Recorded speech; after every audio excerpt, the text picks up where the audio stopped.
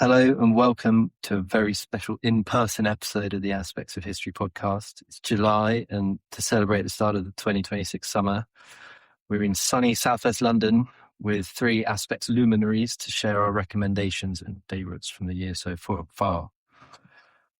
You'll most likely know them better than me. We have Antonia Senior, author, historical fiction reviewer for The Times, and history book buff co-host. Your book, Star as Apostle, has, it's fair to say, made waves this year since being released in April. How are you, Antonia? Delighted to be making waves. Yeah. I was enjoying all those snippets of the countdown to the defection. Yeah, I followed them around London. It's been brilliant. And we have Richard Foreman, author and publisher. By my count, one book out this year so far, though under a different name. How many more due in 2022? Pick a number. No, I'm planning to write another book by the end of the year. Yes, we'll see. You're a machine. Thank you. The Agbot of fiction. And then rounding off the motley crew, Jane Thinn, best-selling author of the Clara Vine series, and most recently, Appointment in Paris last year. You very kindly agreed to host us. Thank you, and hello, Jane. Entire pleasure. Great to be here. 2 picks each. Some honourable mentions, no doubt. Antonia, do you want to kick us off and we can go around in that same order? Yeah, so I've chosen one fiction and one non-fiction. So the non-fiction I think I'll start with, it's Robert Service's new book, The August Coup. And this is about the KGB's coup against Mikhail Gorbachev in August 1991. Obviously, Service has written loads of books. You've probably read most of them. No, I've read a couple. Yeah, I mean, he's sort of jumped forward in time a bit for this one. Yeah, it's absolutely fantastic. So it starts right in the heart of the action. You've got Gorbachev in his dacha. You've got the KGB goons suddenly arriving at his door, and then the whole place goes into lockdown. And meanwhile, in Moscow, the KGB chairman is beginning to sort of take over and set up this emergency committee. And then Boris Yeltsin arrives on the scene as the kind of hero of the hour. Now, the first half of the book is a little stodgy because he does the background to it all. And then the exposition. Yeah, and there's a lot of a lot of Russian names, a lot of Communist Party politics, which we all know. It was so dramatic. I remember it was August 19th, 1991. And I remember this because I was reviewing the newspapers on the BBC. And the news, you saw like Yeltsin on the tank. And the BBC said, "Can you review the Russian newspapers today?" I said, "I don't speak Russian. Can you just do it?" Anyway, there was a sort of panic about what the hell's going on. It was one of the rare, exciting moments to be on BBC Breakfast News. Yeah, no, I can imagine. I mean, and it's amazing when he gets going and he talks about the coup. He does those set pieces like Yeltsin standing on the tank so well. And it sent me back to YouTube because I think sometimes like my image of Yeltsin is like late Yeltsin, bumbling drunk Yeltsin. And then you go back and you see him like history comes knocking and he actually sort of stands up and is counted and really changes things. And he stands on this tank and he makes this speech and it's unbelievable drama. Like it must, Does the book give you any sense? So many books are written with an eye to kind of current events. And because we had I think Prigozhin, but it's actually Prigozhin, isn't it? Whatever. in 2023, making that coup in Moscow.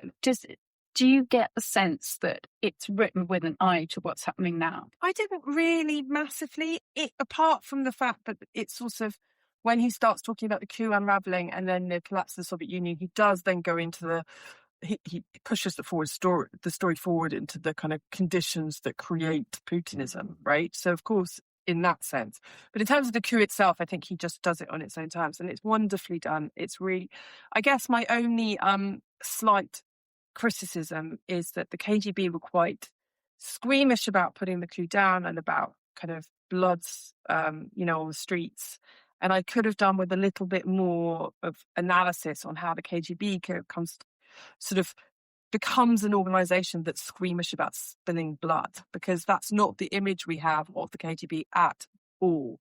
And I could have done with more analysis of that because I've been doing some reading on that on the side. So I kind of thought I had a a kind of idea of what was happening to the KGB as an institution to bring it to the stage where it doesn't crack down heavily on the coup, on the people resisting the coup. But that was the only bit that I felt was a bit missing. But an amazing read. To talk about how the KGB became the capitalists, and then it took over the nationalised industries when they were becoming only towards the end when it's pushing it forward to post-Putinism. This book is very much about food, which is amazing. And we were establishing when we were talking before that Zeb wasn't born during the coup, so we're quite cross about that, aren't we, Dane? You should at least have been born. Yeah, sorry, it was 4 years too late. Yeah, it's terrible. Sorry. But what was Yeltsin's role under Gorbachev? So Yeltsin was like in charge of Russia, and what happens at the collapse of the Soviet Union is that all the tensions between the different nationalities that are bound together in the Soviet Union begin to erupt, and Gorbachev starts trying to sort of placate this by devolving power to the different constituent nationalities within the wider Soviet Union, and then one of the forgotten pieces actually of the collapse of the Soviet Union, which is often portrayed as partly a response to kind of Baltic nationalism and other bits of Ukrainian nationalism. There's actually a massive groundswell of Russian nationalism, right? Because it's a bit like now, you devolve power to Scotland and Wales, and people in England are like, well, we haven't got our, even though the English are kind of the ones who have been habitually running the show. It's a similar kind of thing.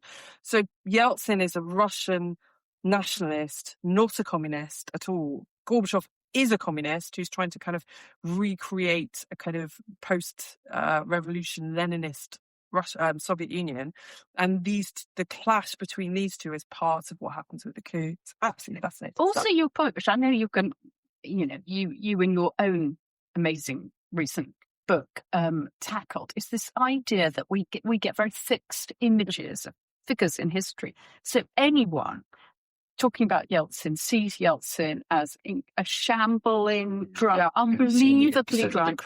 At one point at which he's so drunk he couldn't get off the plane. Yeah. Remember that? And so it's quite interesting to kind of rehabilitate, or I don't know, it's rehabilitation, but there was a story where he fell in the river drunk, and his poll ratings went up. Yeah, because he's like one of the people. I mean, he comes out of it extraordinarily well, actually, but mainly because it stops. Yeah, it's about the coup. In the coup, one of the great failures of the KGB chief, who is leading the coup, who's a guy called Khrushchev. I've said that completely wrong. Don't write in. Is that he doesn't act to neutralize Yeltsin. He doesn't understand that he needs to get Yeltsin under lock and key, and it's Yeltsin coming into the center of Moscow, standing on that tank, making those speeches, making himself visible, the people on the streets of Moscow, that mean that the coup basically fizzles out and they end up. Was Putin just like a kind of young lad? How old was Putin in all this? Was he dressed or was he even younger than that? He was in Berlin at the fall of the Berlin Wall. He's 52. Yeah, so it was probably in. He's interested. He was interested because people were speculating, because Angela Merkel was interested too at the same time. People always had a massive conspiracy theory. But he watched and learned, obviously, didn't he? I mean, the Putin's great sort of seismic thing is the collapse of the Soviet Union and what a tragedy that was. And how was Gorbachev treated? During the coup? Well, just in his analysis at the end. Oh, by service? Yeah. Gorbachev's in quite a difficult position because he's trying to modernise, but he's also a communist. He's trying, and service portrays him as a man who has a very overly romantic idea of what Leninism looked like, and of the kind of that he could have that, that moment after the Civil War with the new economic policy, where there's a kind of moment where the Soviet Union has a bit of a renaissance moment. This was what he was aiming for, but he was entirely forgetting that Lenin was also the architect of the first terror, right? He was a gangster state. So the idea that you could loosen all these things and then, it carry on turns out to be a kind of romantic fallacy. Yeah. That Mrs. Thatcher fell for. Mrs. Thatcher famously said that Gorbachev was a man we can do business with. She must have. If not, he was personally charming. Yeah. And also what he was doing was a great thing. It's just that it didn't work. Yeah. Right. So, for about 2 years, he was man of the century. Yeah. So service makes the kind of counterfactual, which I found really interesting. He says, would it have been possible for Gorbachev to create a Chinese-style communist capitalist society, right? And he says there's a number of obstacles to this. And one of them, which I didn't know, which I found absolutely fascinating, is that the Chinese move towards a kind of developed capitalist yet communist state came with lots of help from the West and lots of technological help from the West, right? But at the end of the Cold War, we had an absolute blanket ban on Russia having any of our any technology from us, right? Which was one of the reasons they were so behind. And then Gorbachev goes, just before the coup, he goes to G7 and says, listen, we're about to go bust and we need your help to catch up with you technologically to do all these things. And we said no, right? So he's in a country that's going bust, is technologically leap years behind its rivals with no possibility of accessing their technology. And, with a kind of romantic ideal about what could possibly save them. So, services is not damning of Gorbachev, but he didn't have the right solution to the terrible problems that he was facing. It's a fascinating book. Very good. Talking of fascinating. Oh, Richard. So we have here Stalin's. This is the money you've given me. This is the money you've given me to promote the book. So we have Stalin's Apocalypse, which has been a great commercial and critical hit. Luckily or lamentably, we have the author here to drill down. And I mean, we have already covered this book in another podcast. I mean, it is genuine, even if Antonia wasn't here and we were having obviously a better time. We would be bigging up this book. It's definitely. I mean, I dare say most people with aspects are familiar with the book and hopefully bought the book. It is already one of our book of the years. It was that in January, to be honest. But so it deals with Kim Philby and the rest of the sort of pernicious, conceited Cambridge Five. And it's pacey. It's got all the drama. It's a kind of, I know lots of books have been written about the Cambridge Five, but was it Nigel West that said it's the best single volume on the Cambridge Five, or somebody did? You've been heaped with praise, I know. I have been heaped with praise. It's I don't think Disney. Nigel It's quite Disney. said that. Let's. And I mean, it puts front and centre, as I say, how conceited they were. I mean, you don't kind of ram it down people's throats, but in terms of their motivations, you can look to some of the kind of in student activism of today and almost religious fervour of kind of hating the West or just hating an ideology. And I mean, one of the reasons why it's a good story is because they were very good at what they did, in terms of particularly Kim Philby, who was, absolutely charming, but also a nasty piece of work with blood on his hands. And what's also interesting as well, and there's humour in this book as well, very black humour, but welcome to Antonia Senior, where they're just the amount of bungling that went on. And I'm going to, because we've got, were you surprised at the amount of bungling, or did you sort of understand it and sympathise with it, or just thought you are idiots? Well, for the five other people. Well, the people are the spy catchers who were sort of 10 steps behind at their closest. Yeah, I mean, I don't know. I ended up actually with quite a lot of sympathy for the spy catchers, because it's incredibly difficult to catch a spy. Like, how do you prove that somebody's spying? No, I think there's the burden of proof, but, you can suspect someone so much you can. And they do eventually, that happened where, they're just not being given a job. And access, but the idea of nailing them as spies when you can just deny, and also, do they really want to try? Process of elimination, isn't it? It's like what Sherlock Holmes does. You go through everybody else in the Venona who decrypts, who might have known who Homer was, and you come to that's what it is. It is, but I mean, and there's always moments where they're bungling. So with these Venona decrypts, right, this is where they have this project in America decrypting Russian telegrams, and they work out that there was a spy in the Washington embassy. And the guys investigating this, their first thought is, well, there was a spy in the Washington Embassy in 1944. Which foreigners did we employ in the British Embassy in 1944? Right? So there's all these bunglings, but they're kind of based on the assumption that British chaps employed in these positions wouldn't do what they did. Or they've been vetted.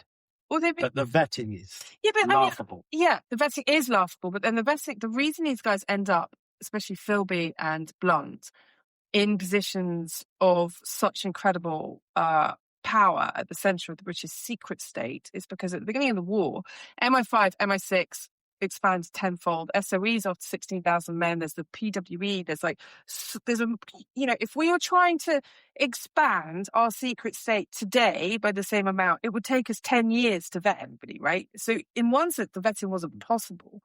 So the vetting process was like, is he a decent chap? Vibes of Peter Mandelson. Yeah, well, kind of, yeah. But Peter Manderson's one guy. But because the Cambridge Five didn't exist yet, you could see why they would be seduced into thinking that actually it's a rational thing to do to hire a chap that you know to a secret part of the state. It's an object lesson in that psychological experiment. I forget the name of who it is, where you're asked to concentrate on the white baseball. You watch the white baseball, don't stop looking at the white baseball, and you never notice a gorilla has walked across the baseball court. And it's that thing about getting over shifting your perspective, and that must be the very, very difficult thing. It's how we go about human life is you have to accept a certain structure of things that you believe to be true, and this must apply to the class system. I think that if you were a member of Whites and your father knew somebody else's father, Reform the Travellers. Yeah.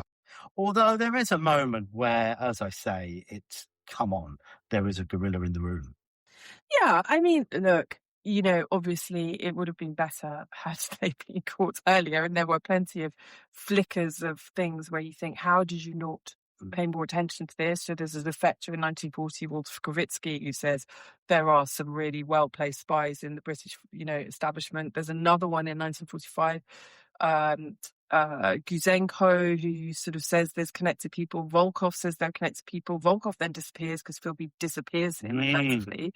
But they're Philby's wife doesn't Eileen Philby at some point tell somebody? Well, yeah. So in the files that were released in January last year, I found a letter from Eileen's psychiatrist. So Eileen committed suicide at 57, and the psychiatrist is like, the first thing he does when he hears that she's committed suicide is he contacts her GP and says, look for puncture wounds in the body. And I didn't elaborate on this in the book, but what's really interesting about Philby and Eileen in the 50s is Eileen is constantly on the verge of like going to MI5 and telling them things. She's having kind of odd conversations with MI5, and Philby's treating her horribly, and MI5 are watching him treat her horribly. And then he obviously gets wind somehow that Eileen is on the verge of breaking. So then he's really nice to her for a while, and then she retreats from MI5, and then it's like a pattern. It goes like it's a push and pull, and that's one of the reasons I think why the psychiatrist thinks that either Philby or Russian intelligence had her murdered. That's so interesting. I mean, the psychology of Philby, which you delve into in some depth, and actually, is the thing that repeatedly brings us back. It's a thing of such great interest in it. If you look at Le Carré and Bill Hayden, the Philby character, but your book is much more than that, is what I'm going to say. I mean, I found the Philby character very, very interesting. Is he a psychopath? How it was it that he didn't break down when Burgess and Maclean were drinking themselves to death? But your book is much more than Philby, which is why it's such a great book. And particularly also points to Blunt, because Blunt tends to be the one we overlook in a way. I think Blunt has had such a free pass. It's like, because he likes paintings, he can't rule bad. Yeah. He doesn't get a free pass with you, thankfully. No one does, to be honest, not even the people in this living room. Yeah, that's true. On the free passes, I was going to ask, did you approach researching it with this kind of ad hominem, when I've heard you speak about it, when I've read reviews, it seems that you have them in your sights. Yeah, if I've had some negative reviews, they tend to accuse me of being too polemical in my despising of them. So I didn't set out to despise them. When I started the research, what I set out to do was I felt like I'd read so many things about Guy Burgess's sex life, but I didn't know anything. I didn't really understand what Burgess had given to the Russians and what the consequences of that had been. So what I set out to do when I wrote the book was saying, okay, hang on a sec, who are the victims of this? I refuse to believe the only victims of their treachery are the guys in the Reform Club, right, that they lied to. So I went out and I kind of thought really hard, and this was the focus of all my research, is what access did they have? What was getting to the Soviets? What use were the Soviets making of that? And then in the course of that, when I realized that actually everything that the Soviets wanted from them was for, in foreign policy terms, was to further Stalin's aim of creating an empire, I was like, well, these are the victims of the five. And then when you start to kind of unpick it like that, then you find that sort of tedious Anglo-centric kind of tickles in the Reform Club. I mean, it begins to drive you slightly nuts, because the what they're attempting to do on behalf of the Russians is give them information which will allow them to enslave half of Europe, right? And so that's why, I mean, I went into it thinking I wasn't going to like them very much. I came out of it thinking I absolutely hated them. It's the finished of thinly vowed contempt. Yeah. and you know, partly, and maybe, you know, that hatred of the West and hatred of the thing. And I ended up like, there was so many sort of paradoxes that ended up driving me slightly loopy, like the fact that we never managed to catch them. We never managed to get any of them in prison. And one of the reasons we couldn't get any of them in prison is because we had this bourgeois concept of the rule of law and evidence, right? But the master that they were serving, the whiff of spying, he was shot in the head or sent to the gulag. So that was kind of where I ended up thinking, like, God, you know, that you did this eyes open for a monster and you behaved monstrously. But there was no will to catch them. And when I was at Sunday Times, we tracked down Cairncross. You know, that was one of those unsolved, you know, what's Cairncross going to say? And it just like nothing happened. You know, he admitted what he'd done, saw no justice. I know, but the one of the reasons being actually, so in there's a book to be written about Cairncross. I don't think it's going to be me, but in January last year, in the files that were released about Cairncross, it became obvious that what happens with both Cairncross and Blunt is that they only confess in return for immunity, right? Immunity from prosecution. And MI5 is really later on, because this happens in like 64, later MI5 officers are really pissed off about this, and constantly the Attorney General is being approached. Can we rescind this? Can we go after Cairncross and Blunt? Can we kick, you know, this is not over. But they were sort of hamstrung by that original confession, which only happened because of the, you know, in Cairncross's case, it's actually even a bit more complicated than that, because Cairncross was sort of not quite given the same formal deal that Blunt got. So there were issues about whether or not it was a real blah, blah, blah. I mean, it's complicated. Yeah. But what I mean is, I think MI5, you can see in the files, did not entirely give up at all. And in fact, later MI5 officers, Stella Rimington, who goes on to be, you know, head of MI5, she kind of almost does like a cold case thing. She does not believe a word that Cairncross says, and she is like, this man, we need to go after him. But like, they're kind of high. But these were individuals. Institutionally, they still, there was a sort of let's brush it under the carpet, move forward. I don't think it's pronounced as you think, because the resources put in by MI5 into, you know, Anthony Blunt throughout his life, you know, he's interviewed more than 80 times, he's followed, his friends are interviewed, his phones are bugged, he's watched. I mean, they don't give up, actually. The problem is how they've got the confession only through the immunity. Then they think, well, maybe if we can find any other bits that he hasn't confessed to, we can get him on that. You know, but the problem is, how do you prove it? Like, you need to see Anthony Blunt give a file to a Russian in order to prove. If he doesn't confess willingly and without the immunity thing, then what have you got? They know Philby is a spy. Philby, they know. From 1951 onwards, they know, and they cannot prove it. I have the perfect segue to this, because this is a book, a very, very interesting book about some really bad people who did see justice. And it's called The Writer's Castle, and it's about the Nuremberg war trials, and which was a series of trials between November 1945 and 1946, in which 24 of the senior Nazis were actually put on trial. Obviously not Himmler, but Hess was there, Ribbentrop, and most importantly Goering, and indeed Speer. And so it was very, very important as a kind of moment in international justice, because it paved the way for kind of international criminal law and trials. And who was to report it but the cream of the Western media? So everybody wanted to come go. So it was winter in Nuremberg, which is a very cold, miserable place to be. And the city had been obliterated by the Allies. So it was a kind of devastated place. And so when the cream of the world's press turn up, they don't want to stay anywhere manky. They want to stay somewhere really good. Particularly some of them always, quite nicely put up. And so was found a castle just outside Nuremberg, which had belonged to the pencil-making family called Faber. That you probably had the crayons, Oh, yeah. Well, anyhow, they made these crayons, and they made this kind of a gigantic neo-Gothic, kind of rather ugly, hideous castle, which they had to vacate. And so in moved people like Walter Cronkite,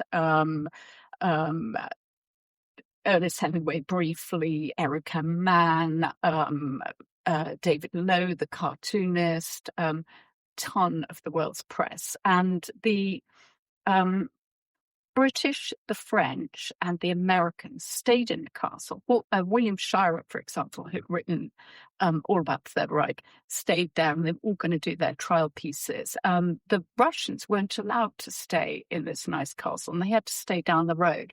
But the Russians were allowed in the evenings, because the food was all made by Hitler's chef, a man called Arthur Kennenberg, who'd been Hitler's chef, but now was having to cook up these remnants. And the Russians loved ketchup. They had ketchup on anything. They didn't have ketchup. And so they'd come in for meals in the evening. And it's at that point that very important people went on to be important in the Russian intelligence services, such as Marcus Wolf, who became, ran the Stasi, the East German intelligence service, all met. And so actually I'm writing a novel which is partly based on it here. So I was very, very interested in this. And I think this has been optioned for a film, was being made into a film. So that's the interesting thing about Nuremberg, is not only that everybody from the world comes and watches this tiny, tiny courtroom, courtroom 600 in the Palace of Justice in Nuremberg is really small. And I went there quite recently, and you sat in the well, and you literally almost reach out and touch von Ribbentrop and kind of Julius Streicher and all these really unpleasant people. And actually, interestingly, the Germans, being the kind of efficient creatives that they are, now have a hologram display, so that actually you can go in and see the kind of hologram of Goering. Really? That's insane. Yeah. Lots of the trials were That's a lot of lasers.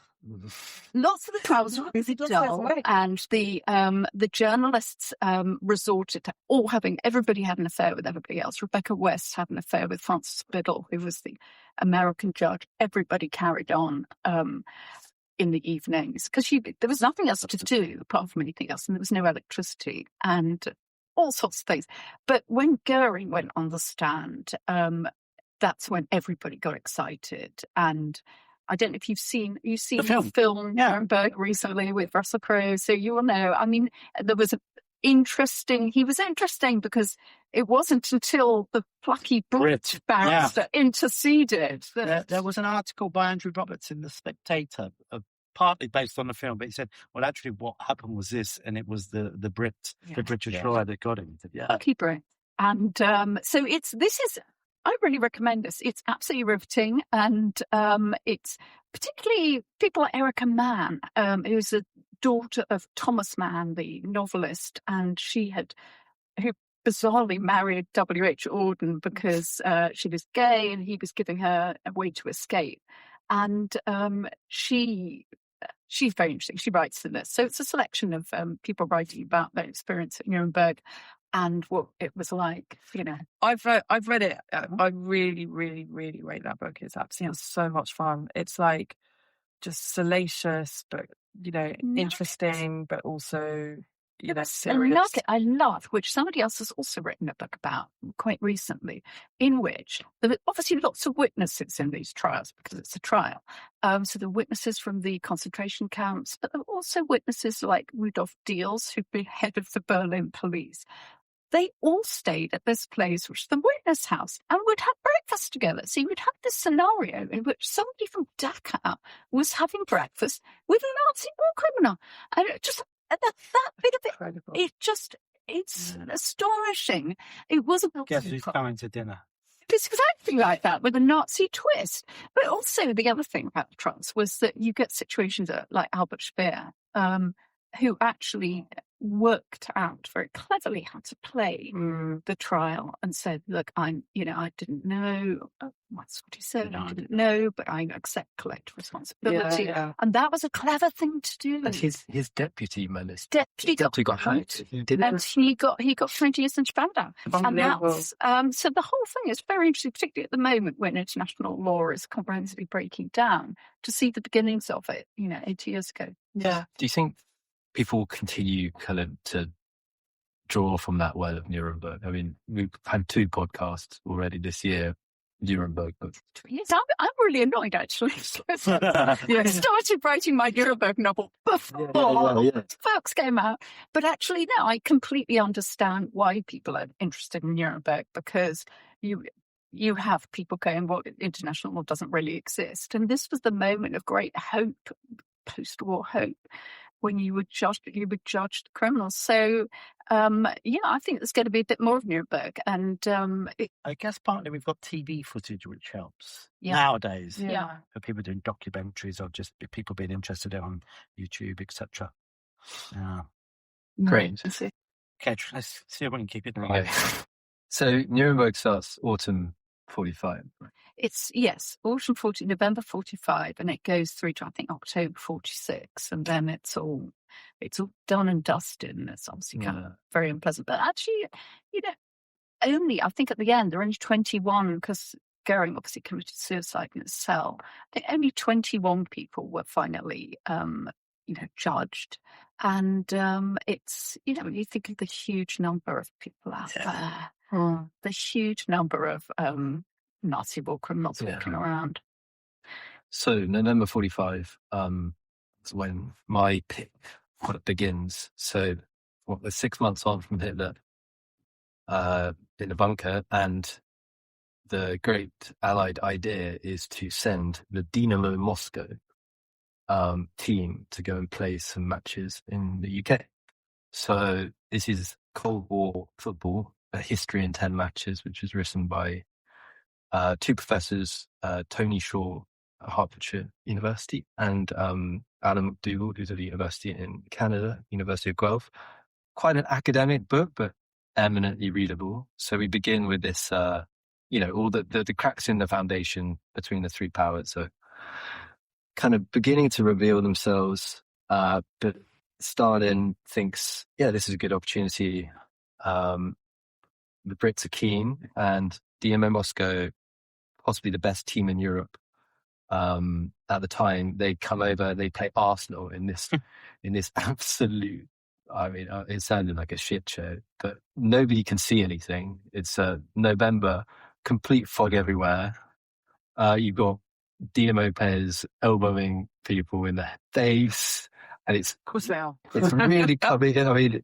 Everything we know that will happen the next 45 years. I think the book spans 46 years. It's all played out in this friendly, which is meant to be bolstering relations. And it was It's a fantastic book to read because you can dip in and out 20 pages per game, and you have the kind of east-west, but it also brings in a really, really nice kind of intersection with colonialism. You've got Portugal, and they play North Korea. Portugal, meanwhile, they've got their Mozambique. They've got 6 or 7 Mozambican-born players who are representing their country. Eusebio in the '66 World Cup, who was born in Maputo. But then you've got the North Koreans who have this. I mean, there's this. It kind of goes from the whimsically charming to quite nasty in the space of a page. The North Koreans were based in Middlesbrough during the '66 World Cup, so they've only qualified twice. Home from home. Home from home. And I think when they arrived and they took the train up from London, I think all these Brits were like, these guys are from Mars, effectively. There's such a kind of massive, like, there's just no understanding about what life might be like.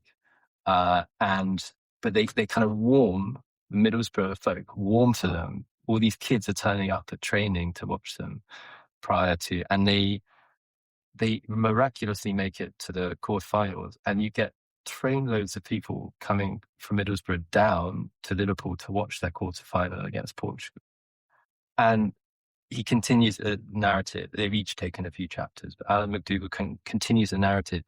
When North Korea's opened an embassy in, I think it's South Malden, they invited the mayor of Middlesbrough to do the kind of ribbon cutting. Really? It's not New Malden. No. New Malden, sorry. New Malden where's South is, well, actually, New Malden is South Korean capital of Europe. Right. Actually, it's huge. Yes. Just down the road. Yeah. So yeah, they brought from the Middlesbrough local authorities to come and do it. And since then, you've had the Middlesbrough ladies team have gone on tours in North Korea. Wow. And then 50 years to the day of the final, you had the North Korean team who had all been purged in the as Kim Il-sung had cracked down.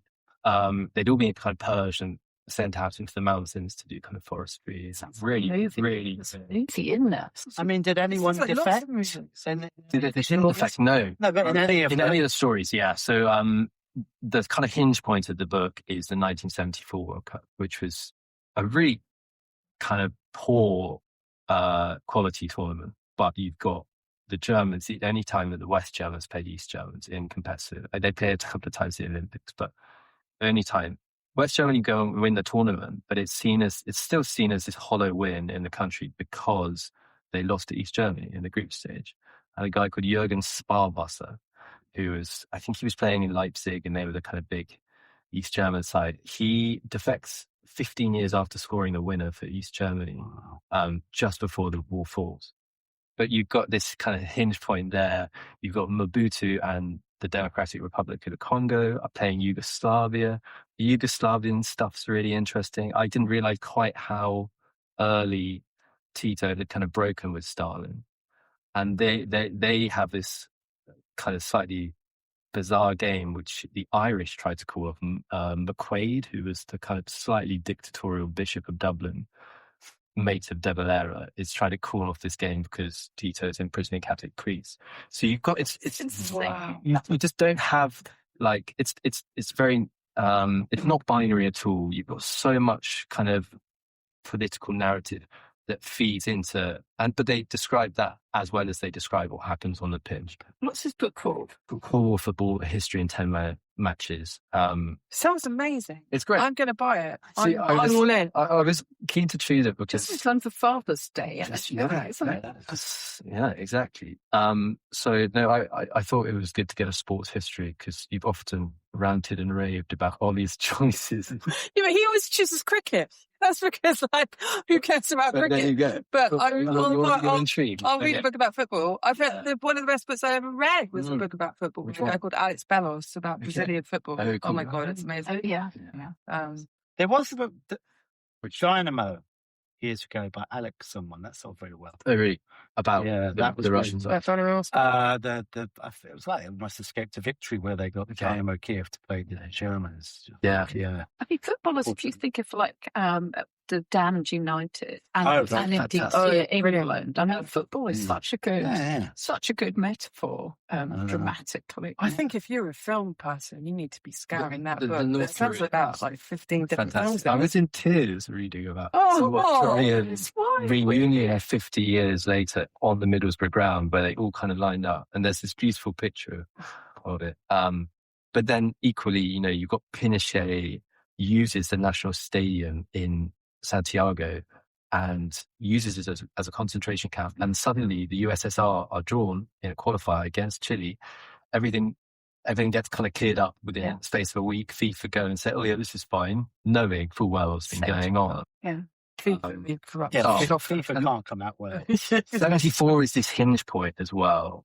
Not only is it the East-West Germany, but that's when Havelange, who's this Brazilian arms dealer, becomes chairman of FIFA and promotes Sepp Blatter. And you get this quite clear-cut kind of, it becomes less ideology-based and it becomes utterly plutocratic at that point, FIFA. And yeah, I mean, just the dirtiness of it all is kind of brilliantly retold by these guys. Alan Dewey's written some really interesting sounding titles. But it's cultural history at its best. And you're right, Jane, it's the idea that football, it reflects things, but I think it also transcends the narrative that we know so well. Creates things and reflects, isn't it? Brilliant. Indeed. There we go. First round. Well, that's our first round. I think we should head to a break. Hello, Zeb here. Please forgive my interruption, but I wanted to let you know that at Aspects of History, we produce a digital magazine featuring articles, interviews, short stories, and book reviews of the best historical writing available. Authors featured including Ben McIntyre, Lucy Worsley, Andrew Roberts, and plenty more. An annual subscription is available for only $9.99. That's pounds or dollars. Yep, you heard that right. That's 6 issues for under £10 or dollars. Head over to aspectsofhistory.com to subscribe, where you can also gift subscriptions. Now back to the show.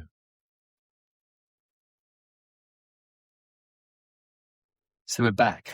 Round 2. Antonio. Yeah, so this is a novel. I read a lot of historical fiction, and my favourite one so far of the year is Ian McGuire, White River Crossing. Ian McGuire, most famous for North Water, which you might have all have read or seen the TV series. I gave him a prize once. There you go. Lucky Ian McGuire. For what? It was I sponsored a novel prize with the HWA. Oh yeah, he won it. Money comes in, money goes out. How was the judge that year? I think. Oh, right. Anyway, whatever. Actually, the expenses on that was high, actually. I remember you were a judge. Thanks, Richard.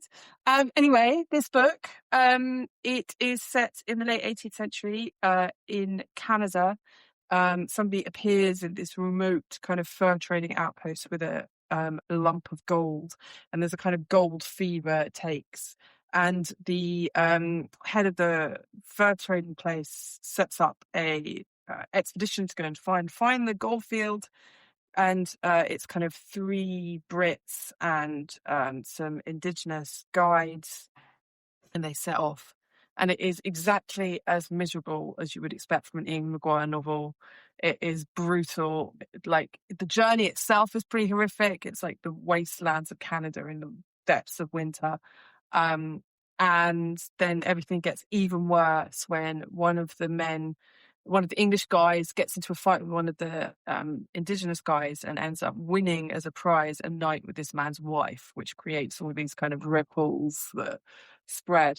And even the hero, so the hero is this guy called Thomas Hearn. And because this is an Ian McGuire novel, I mean, hero is a strong word. He's very flawed. He's like a kind of miserable, reformed ex-priest who also does terrible things, just not quite as terrible as everybody else.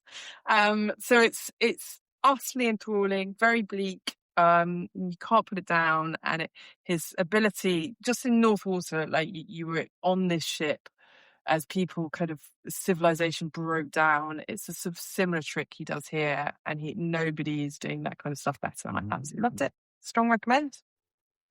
Richard. I mean, that may still be the least bleak book we're discussing. Yeah. On that note, So on that note, we have the Black Death, the North Star of Misery. So this is by Thomas Asbridge, who is one of our best medieval historians. Wrote a brilliant book about William Marshall. Wrote brilliant books about the Crusades.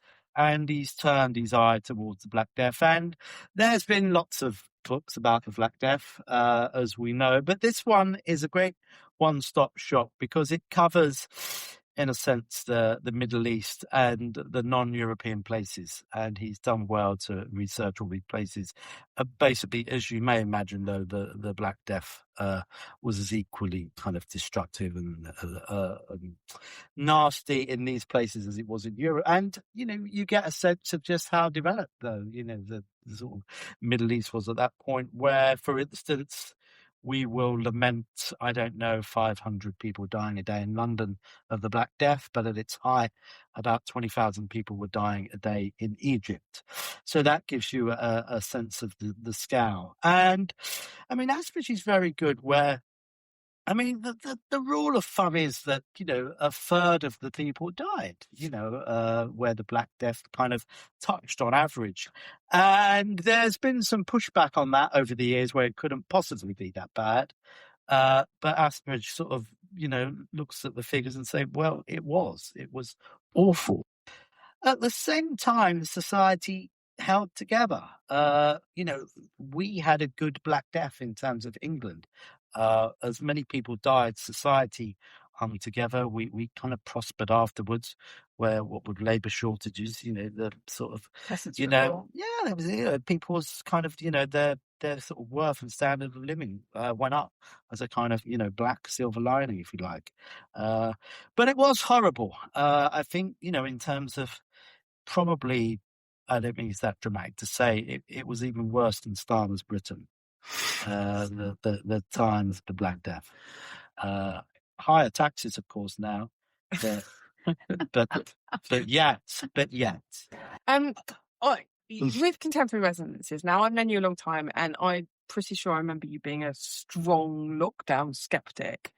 Would you have wanted to lock down had it been the Black Death rather than COVID? I don't know. It may be apples and oranges. Where it's I think it's a false equivalence, really, COVID and the Black Death, because it just was so much worse and contagious and death resulted rather than costs.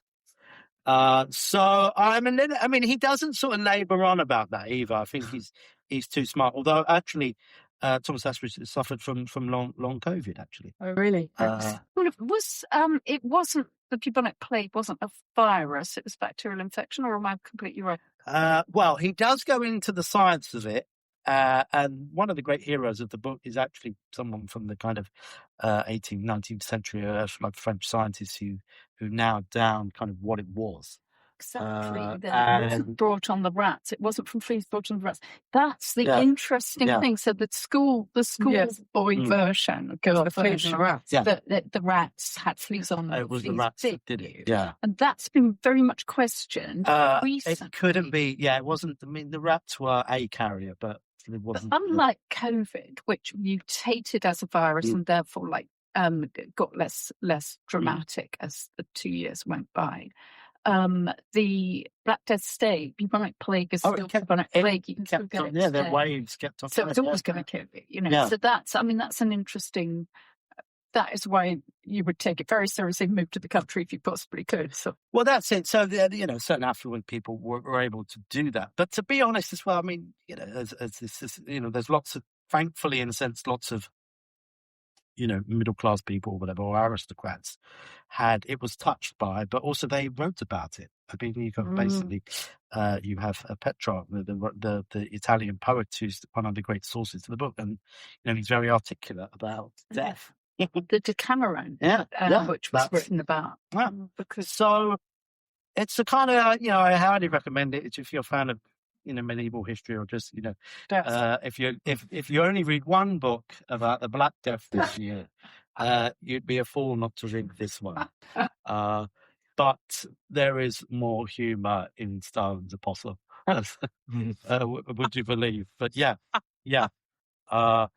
Someone needs to pick some satirical novels to just soften our choices. Well, I've got a Marmite novel, but like Marmite, which I think more people love than hate.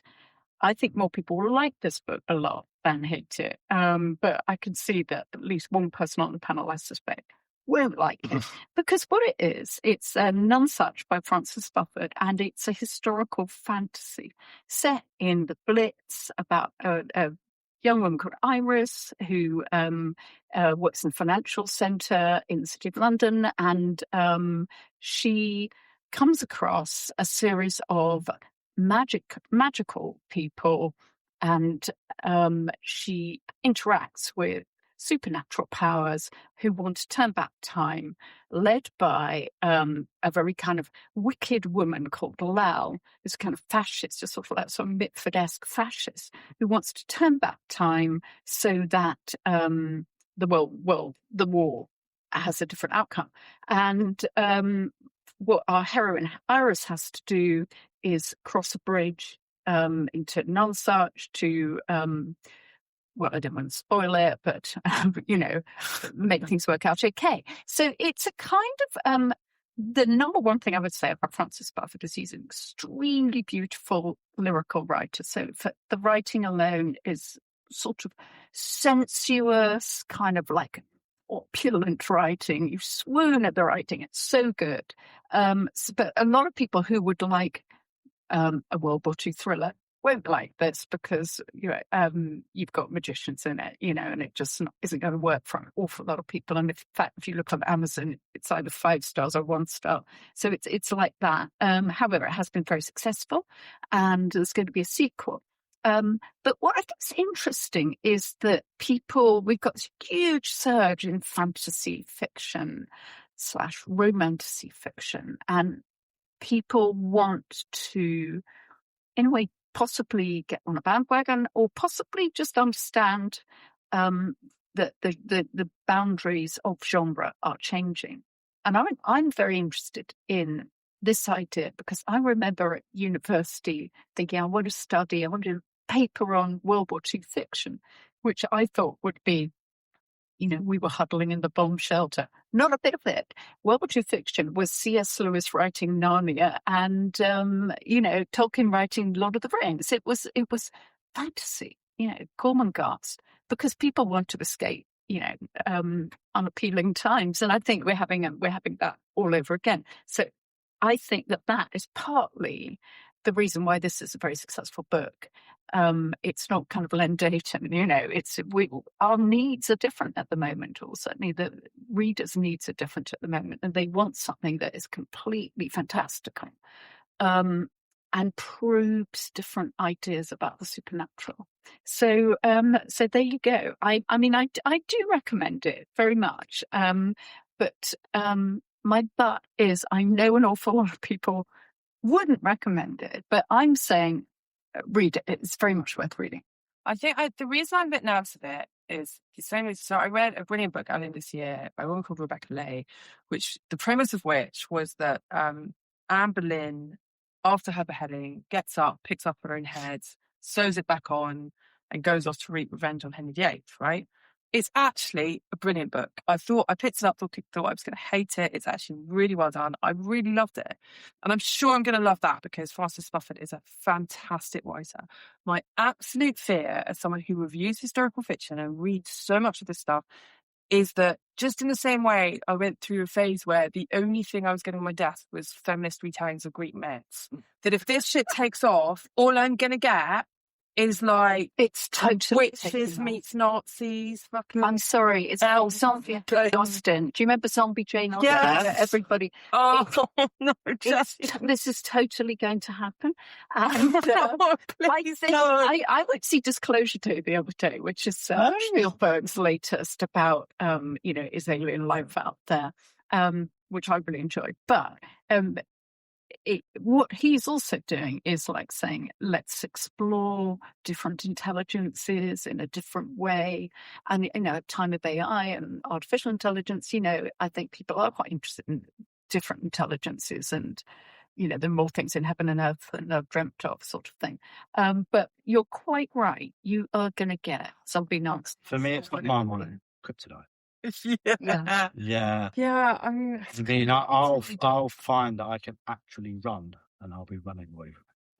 It's terrible, I know. It's terrible, but yeah. I've never seen it. Certainly walk briskly. I think that's fantasy. You can go anywhere. Yeah, let's not stretch the bounds. Yeah. So you will, but you'd love the writing. It's beautiful. No, but that's what. But then the first ones, the first feminist retellings of Greek myths were very clever and inventive and new.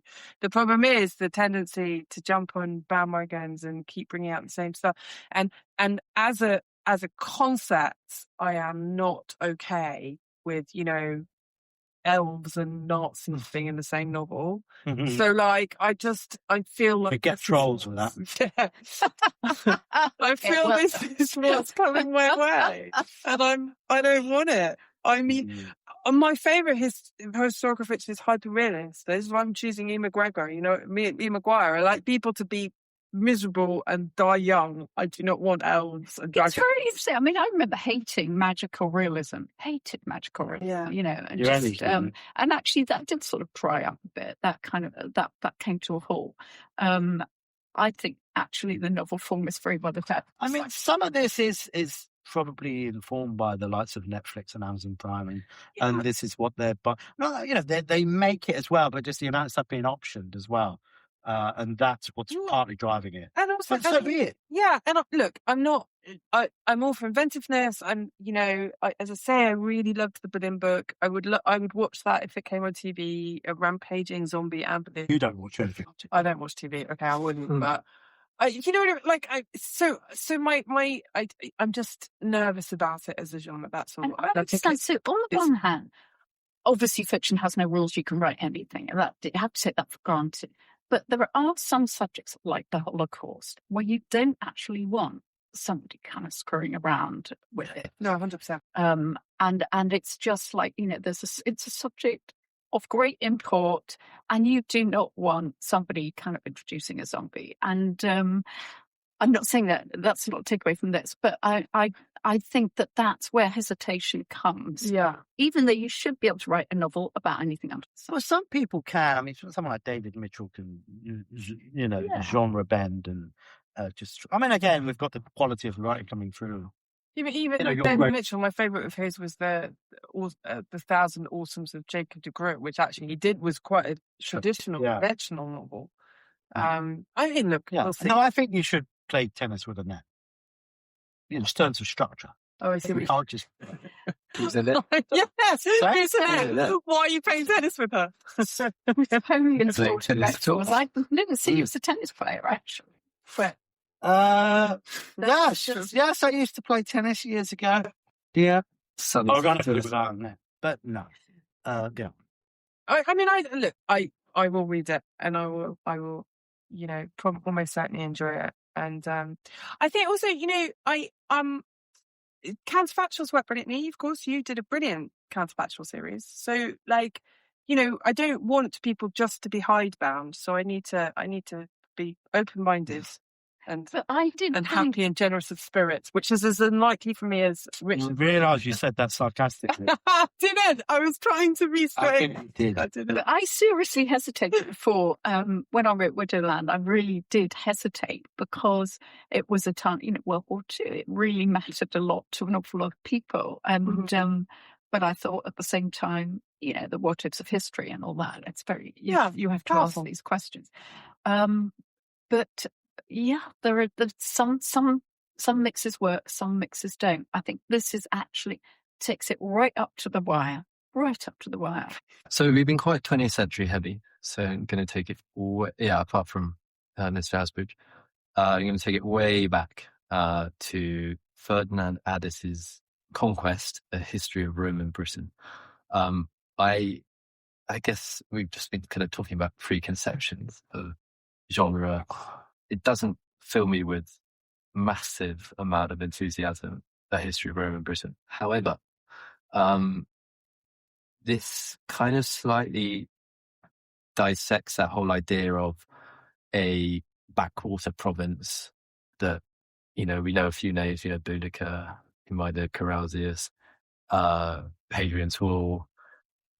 This book has all of that, but it makes it into this extremely coherent narrative, which actually goes back to about 9000 BC. I mean, Ferdinand Addis, he contextualizes Roman Britain in a way that I haven't really seen done before. It's unique. Caesar landing at Deal and Claudius invading is they're unique moments, and they should be considered seismic in the same way that Hastings might be. But that by no means the first migration. He dates it right back to kind of glacial period, and what was coming up across from Gaul, from France, Gaul, whatever you want to call it. And I think, you have this image of quite kind of stodgy ancient history. He writes beautifully. It's kind of Robert Macfarlane meets. I mean, landscape-wise, it's so beautiful, some of the prose he's using. So I've really enjoyed it. I will fess up, I've got 30 pages to go. I think the tendency is to think of Roman Britain as its backwater culturally, these kind of chilly soldiers on Hadrian's Wall. And not only do they get much further up than Hadrian's Wall, I mean, there's Agricola is fighting somewhere in Aberdeenshire, Mons Graupius. It's a fair chunk of the island, but he contextualizes it with what's going on in the rest of the empire, how what's going on in Mesopotamia is having an effect on what's going on right up in Scotland. And he's clever in how he ties this history to themes. He's talking in the first chapters about Caesar and his presentation, effectively, to the Roman people. And Caesar's writing diary entries, but in the third person, but he's setting himself up for what's going to happen with Pompey and eventually the Civil War. Did people get exiled to Britain, like Ovid was exiled to the Black Sea? I mean, was it considered a desirable destination? Or? I don't think it was ever considered desirable, but not quite in the same way. I mean, that Ovid's exiled because of Augustus. And what is interesting is the fact that even though the Romans may not have set foot on Britain under Augustus, they had a sequence of client kings who were well under the influence, despite there being not any presence. And I think we think of these uprisings, Boudica, as the kind of norm. That was not at all the case. Boudica she's in charge of the Iceni, but up in the Pennines you've got the Brigantes who basically shut that down. When Boudica's kind of successors in rebellion try and flee up there, she hands them over to the Rome. She knows which side her bread's buttered on. But I think it's rather reinvigorated what I thought was quite a staid topic. I read one of his previous books, and what he does hone in on is what's interesting and what's colourful. It's not necessarily about relevance either. It's just what's engaging. And he does sort of jump about, I guess, time-wise and subject-wise, where you can dip in and out. Yeah, indeed. So he's, as I say, he's starting from a very, very distant age. I mean, same in his Rome book. Rome, I think it's called The Eternal City, 2018, 2017.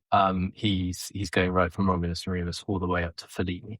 And it's not just ancient history, I suppose. There's a bit more to it, more than the sum of his parts. But it's just engaging. I mean, again, it goes kind of with the territory of just how great his prose is you never kind of get weighed down. As I think I've found a few books this year, as much as I've enjoyed them, you can get kind of weighed down to these references. So I really enjoyed that. And I think people probably think of Roman Britain in a certain way, and actually it's still, I think it's comparable to 1066 in terms of a moment in time that it informs these islands and their story. And I think, just worthwhile read. I'll be interviewing him next week on the podcast. We're done, I think. We've got through our 2 books each. That will take you through to Christmas if you read all of these. Yeah, chunky, some of them. Yeah. But So if you're just going to read one. anyway, thank you guys so much for joining me. And Thank you. Yeah, lovely to actually get some insight from the author. While So good. we recommend. Thank you. Richard, cheers for your picks and for hosting me as well. Yes. And Jane for hosting all of us. We'll catch you next week. Thanks so much for listening. Links are in the show notes. Please share with friends and family and keep your eyes peeled for new episodes. And if you want to get in touch, you can through X or email history@aspectsofhistory.com. But until then, thank you and good night.